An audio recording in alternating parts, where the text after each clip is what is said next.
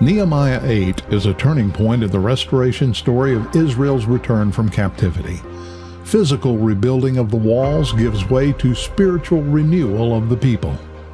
Nehemiah called for Ezra the scribe to read the book of the law of Moses aloud from morning until midday, and the Levite priests moved through the crowds explaining the meaning so that everyone could understand.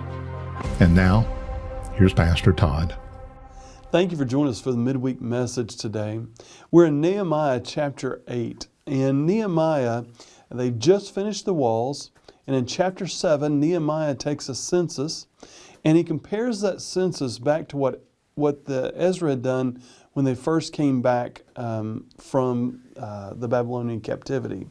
And they tried to figure out, or they're working on knowing who is a part of the children of Israel and then who wants to be but is not a part of the children of Israel. And keep in mind, they have the people around them, the surrounding people, are, I'm sure, sending in spies and others to disrupt and cause trouble. The walls of Jerusalem are now finished. The gates have been hung. And Nehemiah is there, and he's giving them orders on how to handle it once he's gone. He's getting ready to put other people in charge. He's getting ready to go back to his old job and back with the Persian king. And so Nehemiah is preparing the people. As a part of this preparation, Nehemiah understands they must depend upon God. It's not about him or other leaders. He needs for all of them to depend upon God. That's the nobles, that's the regular people, that's everyone to put their faith in the Lord and walk with the Lord. And so what he does is, Ezra is the priest, and he tells Ezra, bring out the law. And so they bring out the Word of God, the laws of God, and they begin to read them and teach them to the people. And it's interesting because they don't just read them. They also send out other leaders and priests and Levites to go out and actually teach the Word as they're reading the Word. So they read a portion and they talk about this is what this means. They want the people to internalize, not just hear God's Word, but to internalize it into their own lives. It's very interesting what he does.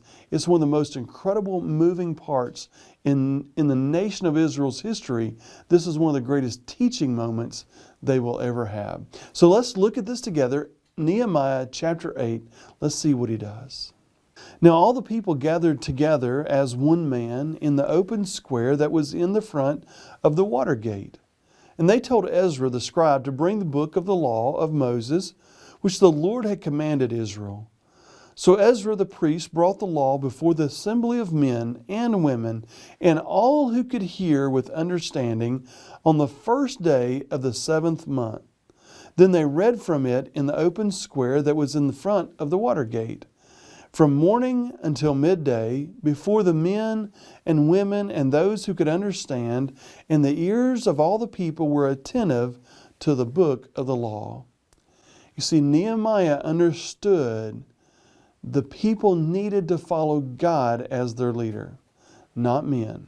So he takes the Word of God and allows the power of the Word of God to speak for itself and to move in people's lives. Isn't that true for you and I today? How often is it we start reading God's Word and suddenly we start finding hope? We start finding confidence. We start finding answers for how to live everyday life. And we think the only change that we've really made is that we're actually spending time reading the Word of God. When my wife was very sick with cancer, one of the things that we did was put cards, little index cards, all over our house. They had biblical Bible verses all over those cards. Whatever verses were important to her, she would write those down, and we'd put those wherever. So if you went in our bathrooms, they were on the mirrors. If you went in the kitchen, every time you opened up a cabinet, you'd see a different card. If you opened up the refrigerator, you had different cards. Everywhere you went in our house, she wanted to be exposed to the Word of God because she understood its power in her recovery from cancer, the same way in your life. If you'll allow God's Word to work in your life, it's amazing what it will do. Nehemiah understood that. He's applying it to these people. Now, as a part of this, understand there has been a disconnection between the nobles or the rich people and the poor people. Before Nehemiah got there, the rich people were allowing everyone to intermarry. They weren't really following God's word. They'd begun to take advantage of one another. They were taking people's properties. And if you recall, we talked about how he tried to straighten a lot of that out. But now as we come to the Word of God, everyone's equal. And so with Nehemiah, he is on the stage. He's raised up above the people. Ezra's with him, who's going to read the law. But then there's this group of nobles who's there. And they are on the stage because Nehemiah wants the people to see it's for everyone. So let's look at this together. So Ezra the scribe stood on a platform of wood, which they had made for this purpose. And beside him, at his right hand, and he names all the leaders. I'm not going to try to do that. There's no reason to hurt your ears with my mispronunciation of the word. So let's move on to verse 5. And Ezra opened the book in the sight of all the people, and he was standing above all the people. And when he opened it, all the people stood up. And Ezra blessed the Lord, the great God. Then the people answered, Amen, Amen, while lifting up their hands. And they bowed their heads and worshiped the Lord with their faces to the ground. Now, in verse 7, he lists a group of people who are helping to teach the word. So Ezra would speak it, then these people would say, this is what this means. And in the middle of verse 7, it says, And the Levites helped the people to understand the law, and the people stood in their place. And so they read distinctly from the book in the law of God, and they gave the sense and helped them to understand the reading. This is more than just exposure. They want it to be understood by the people, to be internalized by the people. This is one of the greatest teaching moments in all of the nation of Israel. The people are learning about the Word of God. You see, the Word of God is not meant for a priestly class or an upper class or even those people who can read. The Word of God is meant for all people. That's the reason as Baptists we believe in what's called the priesthood of the believer. We believe that ultimately God is able to speak to all of us and help us to understand through His Holy Spirit, His Word in our lives. So Nehemiah is helping them to not only hear the Word of God, but to understand the Word of God. But then something interesting happens. In the past, when the Word of God is read and revival breaks out, it is very much condemnation. People did this, God is mad about that, people need to do this so that God's no longer upset.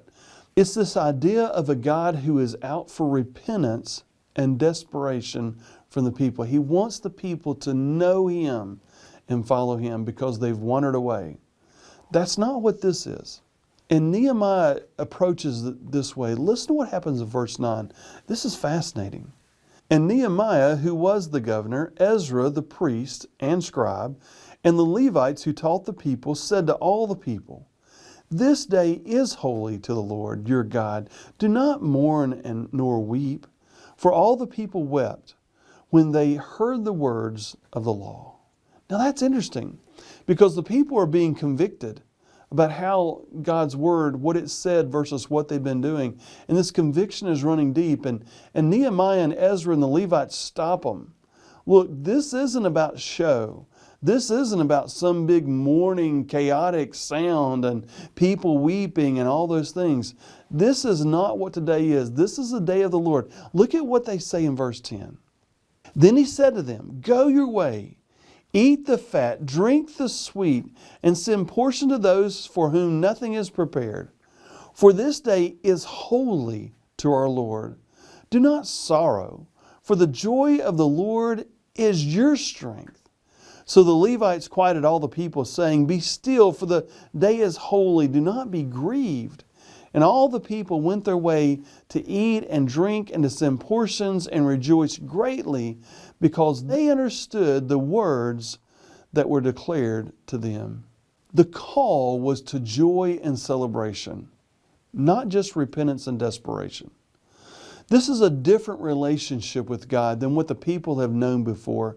This is a God who longs for an uplifting relationship with them, not a relationship built only out of desperation.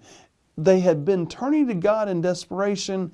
God wants to say, I want to walk with you in the good times as well as the bad times. I think this is a mirror of Nehemiah's relationship with God. Nehemiah had learned long ago that the relationship with God brings joy and fulfillment and excitement. And he's conveying this to the people. So when the people were totally about the repentance, which is sometimes needed, the crying and the wailing and all those things, he stopped them and said, okay, at the midday, we're going to stop reading. We read in the morning, we're going to stop at the midday, go home and celebrate that you're learning about the Word of God. Isn't that how a Sunday service would be? Sometimes we're like, I don't know if I've really been to church if the pastor hadn't stepped on my feet or stepped on my toes, and boy, he hadn't made me feel guilty. I don't know that I've really been there. How about you go to the worship and actually celebrate what God is doing in your life? The breath in your lungs, the birds in the air, the incredible blessings that you have at every turn. How about we come in on Sunday morning and when the songs are sung, man, we celebrate together a great and glorious relationship with a holy God. I think Nehemiah nails it right there. Thank you for watching. You have a great week.